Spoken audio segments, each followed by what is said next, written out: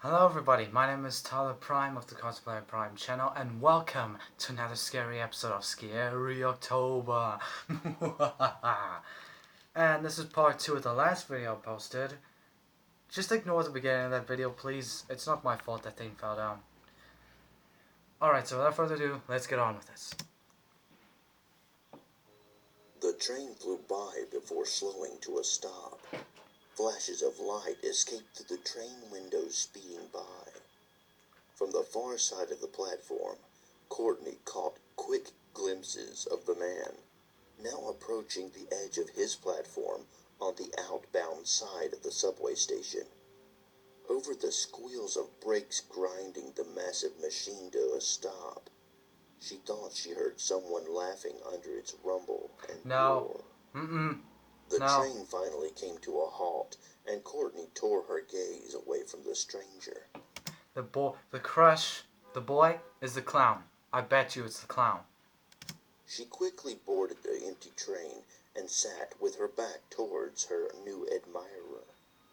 She didn't get a distinct look at him, but the girl remained unsettled at what she saw, or what she thought she saw.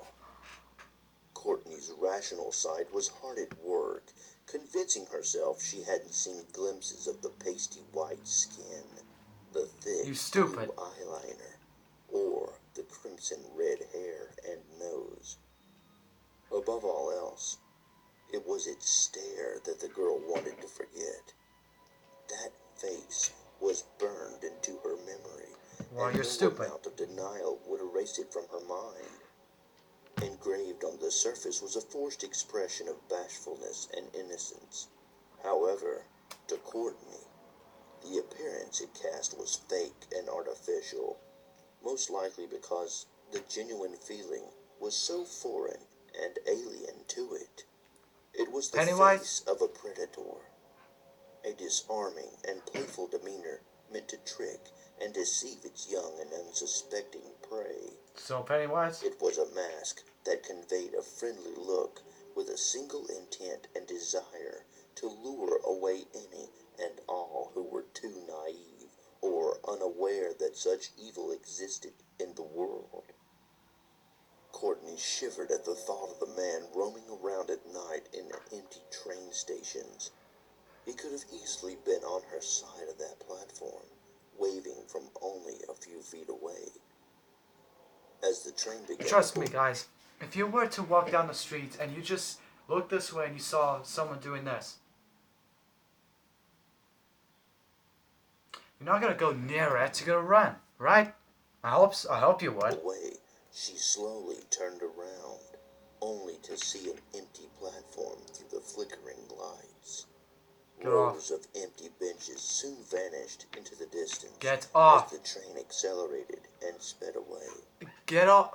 Courtney sat alone on the train, still feeling unnerved. The loud clanks and bangs of the train's wheels against the tracks rocked her back and forth, preventing her from relaxing. Her mind kept returning to that empty platform across the way, and the weird man slouched on the bench in the shadows. What, like this? Courtney still refused to believe what she'd seen in those brief flashes of light. What would a man dressed up like a clown be doing in a subway station in Obviously, she never heard any stories about the clown epidemics. the middle of the night? Like everyone else, she heard of the clown sightings. There you go.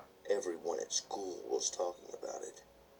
It seemed like everyone knew someone who'd experienced a clown encounter. So why? They told stories of near misses or chilling, nerve-rattling chases along deserted hiking paths. I'm sorry, but if you heard stories about the clowns, right? If you heard stories about the clowns, why would you question why there's a clown right there? Huh? Explain that to me.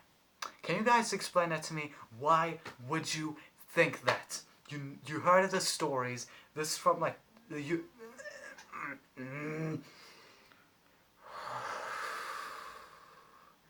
All I'm saying is that this woman is stupid.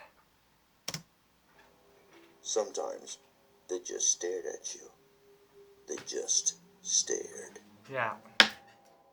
With time to spare, the train slowed at Courtney's stop. She waited impatiently for the doors to slide open. A bing rang over the intercom, and a monotone voice announced the arrival. The train slowed. It took its sweet time before finally coming to a full stop, and the doors slid open. Courtney froze in place. As hard as she tried, she could not deny what her eyes were showing her. Tied to a bench on the far end of the deserted terminal was a large crimson balloon. It floated.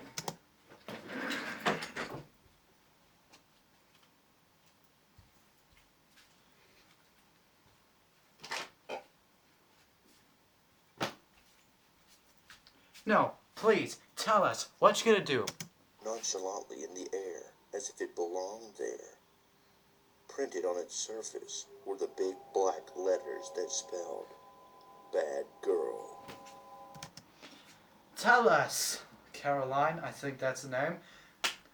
What are you gonna do, huh? What are you gonna do now? You can see the balloon calling you a bad girl. What you gonna do? Explain. Explain, please. I'd like to see. Let's see.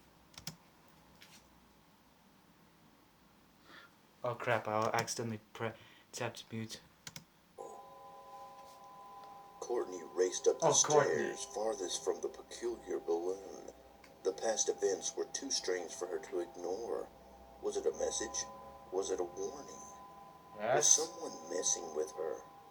Was someone after her? Courtney walked briskly along the deserted streets, mindful of her surroundings.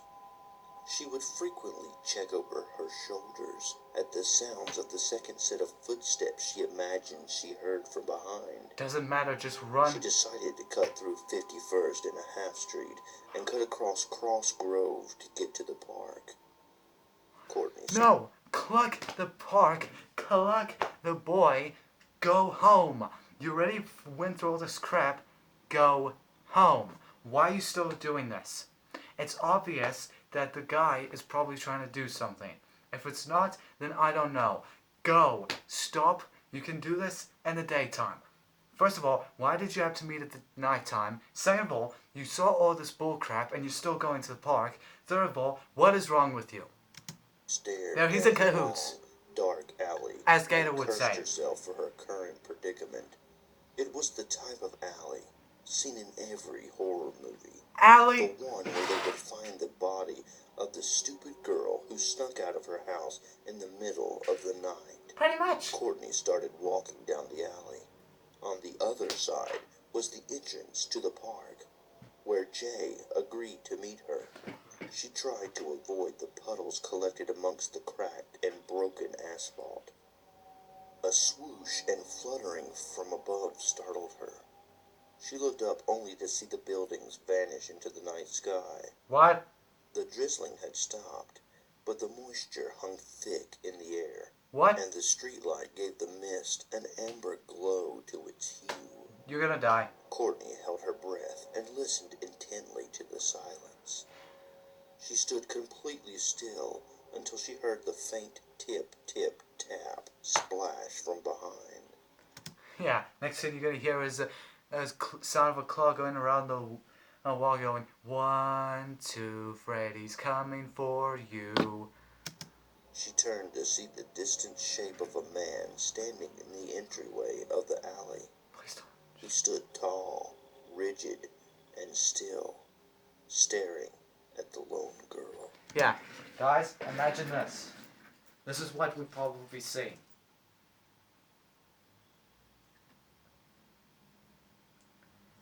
Hello, Courtney. I don't know if that looks creepy on there, but I'm just saying. It's probably what she's seeing. Courtney ran the remainder of the way into the park. She stopped to catch her breath and Enough took of the in park. her surroundings. Her situation hadn't improved very much. She was alone in the middle of the night in a deserted park. A faint light illuminated the path and branches of trees stretched up towards the night sky. She continued forward, toward her destination. Every once in a while, the branches from above would rustle as if something light and graceful was leaping from one tree limb to the next. What? Sometimes it was so close that she could feel the air swoop by and move the hairs This woman's next making me to her irritated. ears. Courtney had reached the end of her rope. She'd had enough and stomped her foot and yelled, "Listen, asshole, I had enough. My friend is just over there, and if you don't take off before I reach him, you're going to get an ass kicking you won't soon forget."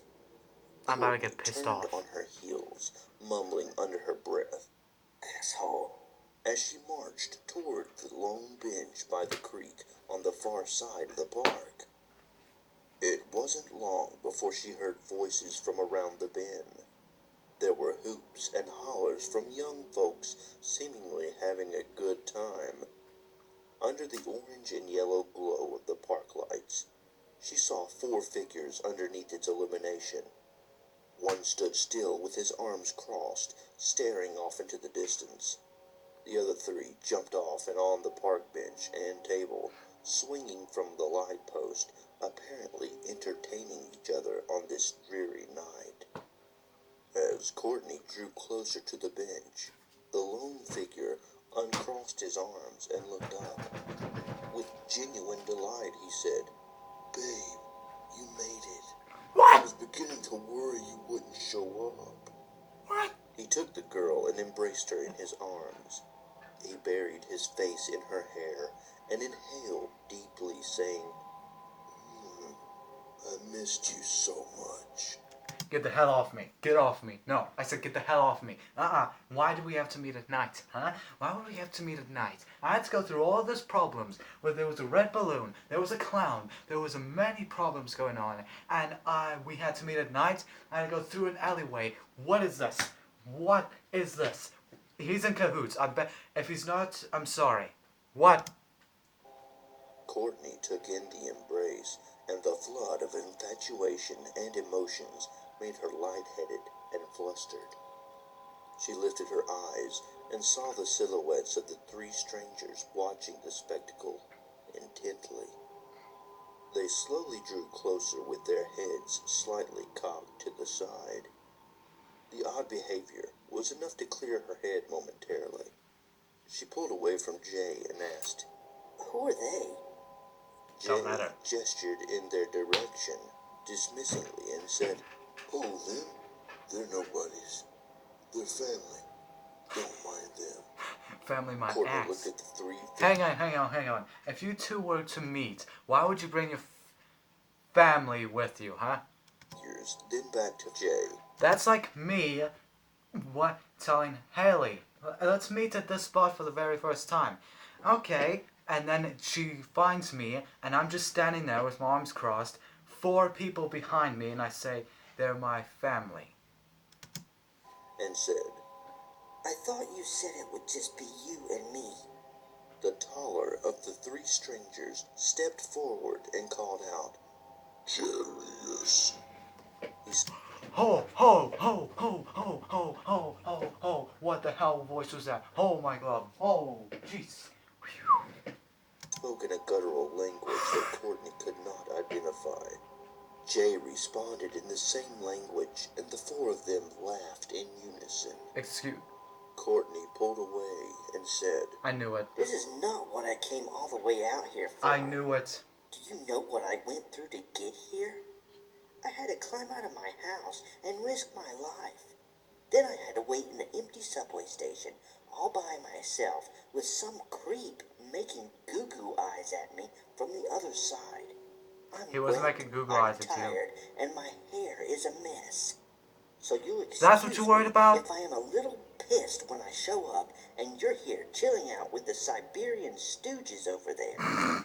Courtney turned to leave when she felt the firm grip on her arm pull her back into Jay's embrace. He whispered into her ear, "I'm terribly sorry, babe. No, you're My not. little platelet.